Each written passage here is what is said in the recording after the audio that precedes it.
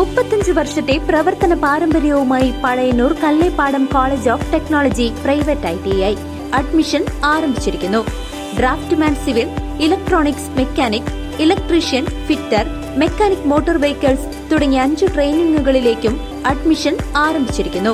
College of technology private ITI Kallepadam, Pazhayannur. Kulappully Thripputta ക്ഷേത്ര പരിസരത്ത് തള്ളിയ അറിവ് മാലിന്യ വിഷയത്തിൽ കൗൺസിൽ യോഗം ബഹളത്തിൽ പിരിഞ്ഞു.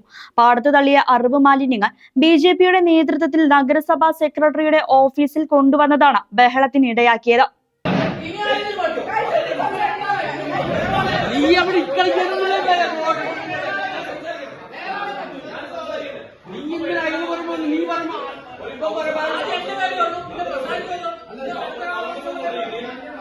ഈ ചോദ്യമാണെന്തോ ഉദ്യോഗസ്ഥന്മാരെ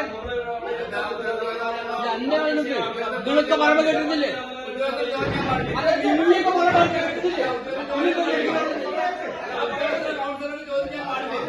നീ എന്തിനാ ഉദ്യോഗസ്ഥ പറഞ്ഞില്ലേ?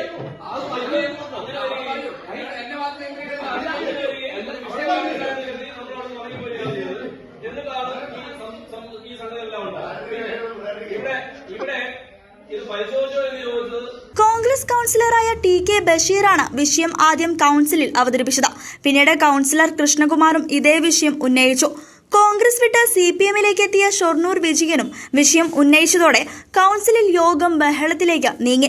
ജനപ്രതിനിധികൾ ഇത്തരം പ്രവൃത്തികൾ ചെയ്തത് ശരിയായില്ല എന്ന് നഗരസഭാ അധ്യക്ഷൻ MK ജയപ്രകാശ് കുറ്റപ്പെടുത്തി.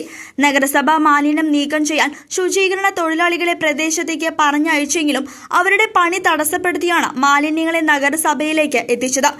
ഇത് ശരിയായ രീതിയല്ലെന്നും നഗരസഭാ ചെയർമാൻ പറഞ്ഞു. ഇപ്പോഴും ആ വാർഡിൽ നിന്ന് കുറേ ആളുകൾ ഇപ്പോഴും പോയിക്കൊണ്ടിരിക്കുന്നു.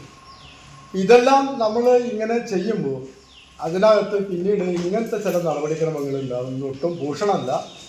അത് ഞാനെന്താ വെച്ചാൽ ആദ്യം തന്നെ CCM ശരിയായില്ല എന്ന് പറഞ്ഞു. CCMനോട് പറഞ്ഞതാണ്. അവിടെ കണ്ടിജൻ്റ് ജീവനക്കാരെ തടഞ്ഞപ്പോൾ പോലീസിനെ വിളിക്കാൻ പറഞ്ഞു.